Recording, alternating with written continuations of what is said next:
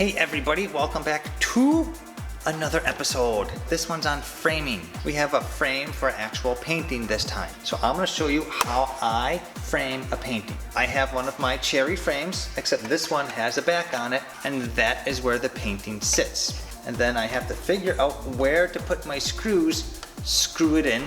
The hard part is getting the painting to sit perfectly in the center because it's a floating frame. So let me show you how I do that. I have my frame and I put the painting in. Understand, this painting, it's still wet. My secret to framing this painting is I have these, just chunks of wood, except this one is exactly 3/16. This one is exactly an 1/8 inch. This one is exactly a 1/4, because when I make these custom shims, I put them in the sander and I measure them with my digital caliper so I get the exact size. So I don't have to really guess when I'm framing this guy what my reveal is. So I have the painting in here, and what I usually do is I'll try out my big shims first, and the 1/4 inches fit. So I'll put 2 there. I'll put 2 there.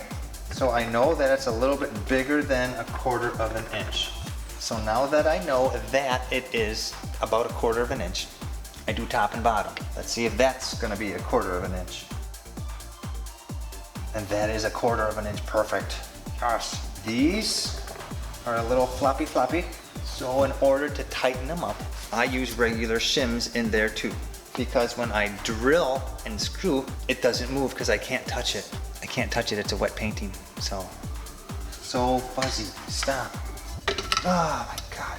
Little tip, when you're using shims, they're not gonna be the exact width. Like this one is a little bit thicker than this one. So when I'm putting them in, I try to find a thin one that'll fit. And I have to do the same thing over here. And there you go. Let me show you. Oh, geez, sorry. Sorry, everybody. The painting is all framed up. I have my 1/4 inch shims all around it, so I know my spacing is pretty darn close to exact. Now I know that he is perfectly centered, and I can start the screwing operation.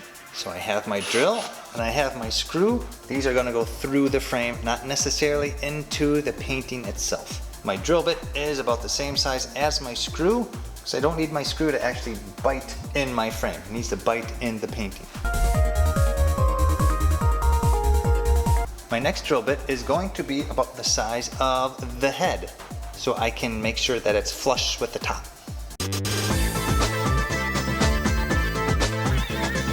Guess I'm not good left-handed. My final drill bit is one that is going to be smaller than my screw. This one I drill into the painting itself. Since I can't touch the painting, it's wet, I need to have a hole that the screw can go in but still bite enough to pull that painting back on the frame. And of course the scary thing is, you know, don't drill through the painting. Last step is to put the screw in without touching the painting. Ooh, that did it good.